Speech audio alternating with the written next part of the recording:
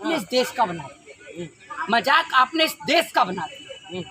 असल में इस देश के पत्रकार जो मुर्गे लड़ाते हैं, आपको मुर्गे लड़ाने को ही तो चाहिए, तो मुर्गा इस्लाम पे लड़ा दो, मुर्गे इस्लाम पे भी लड़ा दो। या हिंदू बम बम बोले हो रहा है, आप ये मजाक बना रहे हो। सुन लीजिए, बम बम बोले हो रहा है, ठीक है ना, बम बम बोले मैं केदारनाथ अमरनाथ यात्रा पे जाके करता हूँ, बम बम बोले अपने मंदिर में जाके काशी में भी हो रहा है। सुन लीजिए, बम बम बोले काशी में भी होता है, काशी विश्वनाथ में होता है, क्यों नहीं होता, लेकिन बम बम बोले किसी मस्जिद में नहीं होता। और अगर बम बम बोले मस्जिद में होगा तो क्या अजान के मंदिर के अंदर पड़ी जाएगी। तो राशिद जी एक पत्रकार है, सम्मान करता हूँ, पत्रकारों का सम्मान करता हूँ, लेकिन दलाल मीडिया की धज्जियां भी उड़ाता हूँ।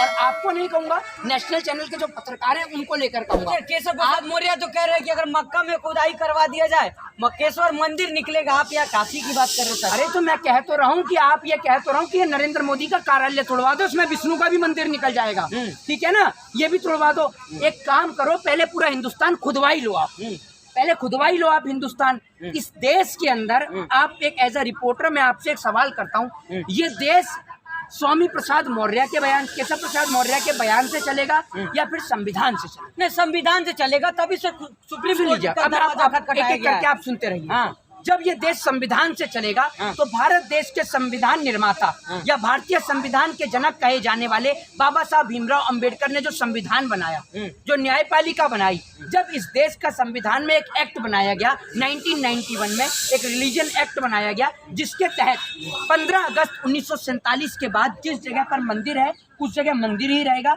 जिस जगह पे मस्जिद है उस जगह मस्जिद रहेगी, जिस जगह चर्च है उस जगह चर्च रहेगी। तो आप संविधान की धज्जियां क्यों उड़ा रहे हैं? मोदी जी एक पक्ष तो ये भी कह रहा है कि भाजपा पूर्ण बहुमत में है, तो बदलना चाहे तो बदल भी सकती है सर। तो हर चीज का एक प्रोसीजर होता है ना।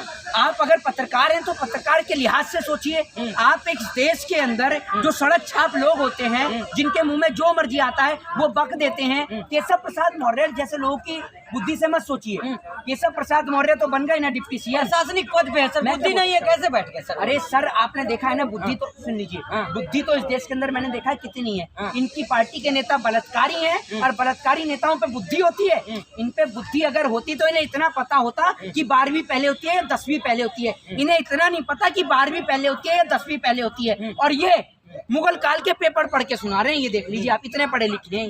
लोग तो कह रहे हैं कि सर यहाँ ताजमहल के में तेजो महल कह रहे हैं, वहाँ भी शिवलिंग छिपा हुआ है। आप पत्रकार हैं, आप पत्रकार हैं, जानकारी रखना आपका काम है। तो आपको पता होगा कि ताजमहल के नाम पर कोर्ट से कड़ा तमाचा इन लोगों ने खाया है मुंह पर, और वही कड़ा तमाचा अब ये ज्ञानवापी मस्जिद के नाम पर भी खाने वाले हैं। अभी आपने देखा ही कि कोर्ट ने एक आदेश भी दिया है कि वहाँ पर नमाज भी पढ़ी जाएगी।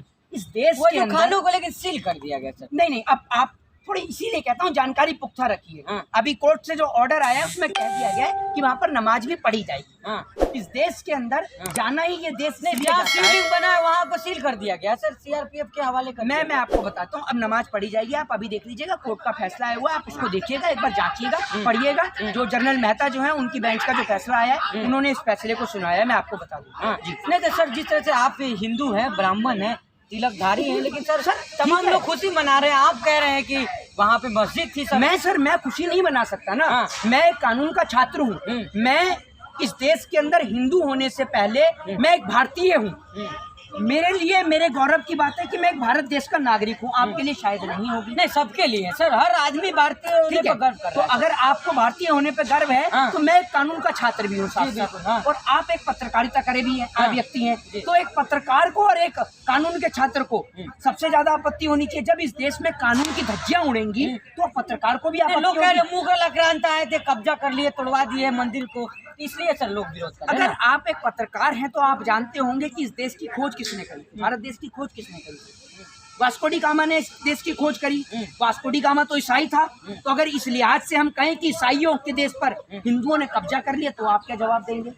ये एक बेतुका लॉजिकल एक सवाल है जिसका कोई जवाब नहीं है, मैं आपको बता दूं। ठीक उसी तरीके से जिस तरीके से आप ज्ञानवापी मस्जिद को बताते हैं, कभी आप कर्नाटक की जमीन को बताते हैं, कभी आप उज्जैन की जमीन को बताते हैं, कभी आप मथुरा की जमीन को बताते हैं। आपके पास माना मुद्दे नहीं है, लेकिन आप इस नाम पर देश में दंगे कराएं, आप इस नाम पर मुद्दे तराशें, आपको पता है कि आज रुपया इतना नीचे गिर गया, देश की स्थिति खराब है, हालत डैमेज है देश की, प्रधानमंत्री नेपाल तक घूम रहे हैं, देश की जनता लड़ रही है, इतनी स्थिति खराब है देश की कि लोगों को किस काम में व्यस्त किया गया है। ठीक है मोहित जी, एक बात बताइए, आप मुखर होकर बोलते हैं सर, आप हिंदू हैं, लेकिन जिस तरह से लोग सवाल ये भी कर रहे हैं कि मुसलमानों के जो नेता है, रहनुमा है, वो कहाँ गायब है सर?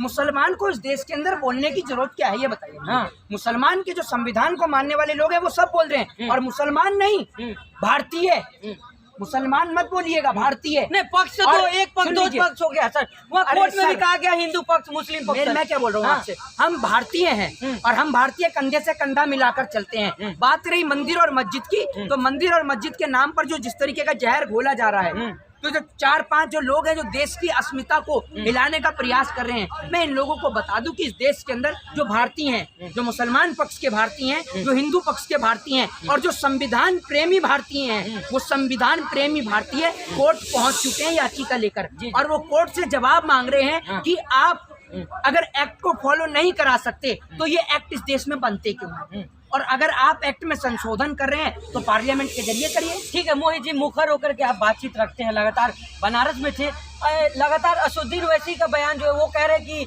अयोध्या जो है बाबरी मस्जिद चला गया, लेकिन हम ज्ञान वापिस जाने नहीं देंगे सर, किस तरह से? तो इसमें गलत क्या है? हाँ। भाई बैरिस्टर आदमी है वो, संविधान प्रेमी आदमी है, संविधान वाला आदमी तो यही कहेगा, संविधान को बचाने की बात कहेगा।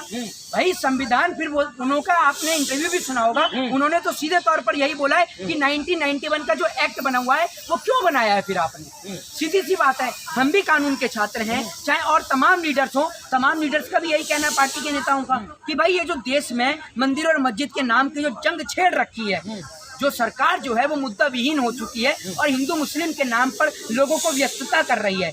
कुछ लोगों को भेज देगी कि फलाने ठिकाने तू इधर आ, तू कुतुब मीनार पे चढ़, फलाने ठिकाने तू उधर जाके ताजमहल के दरवाजे खुला, और जो बच जाए इसके बाद में तुम जाकर देखो, अगर तुम बच गए हो, खाली हो, तो तुम जाकर देखो कि कैसे जो है बुलडोजर चल रही है, बुलडोजर को देखो तुम, उसके बाद भी अगर कोई बच जाए तो तुम देखो रुपया कहाँ गिर रहा है। ठीक है ना, तो लोगों को व्यस्त कर दिया, मेन मुद्दे से मतलब हट गया है। बिल्कुल सर। हाँ सर, आखिरी और अहम सवाल लेते जाएंगे सर, जिस तरह से कोर्ट का जो फैसला आने बाकी है, लगातार सर कयास लगा जाए हिंदू पक्ष, अभी सर कोर्ट के बाहर बम बम बोले का नारा लगा रहे हैं, काशी में मथुरा में नारा लग रहा था, जब सर देख रहे हैं। मैं आपको एक बात बता दूं, ये उपद्रवी लोग हैं। हाँ, ये लोगों का काम क्या है, इस देश में है जो महाकाल हैं, जो भगवान भोलेनाथ हैं, जो भोले भंडारी हैं, जो इस समस्त सृष्टि के, आप ये समझ लीजिए एक तरीके से निर्माण करता है, इस सृष्टि को चलाने वाले हैं।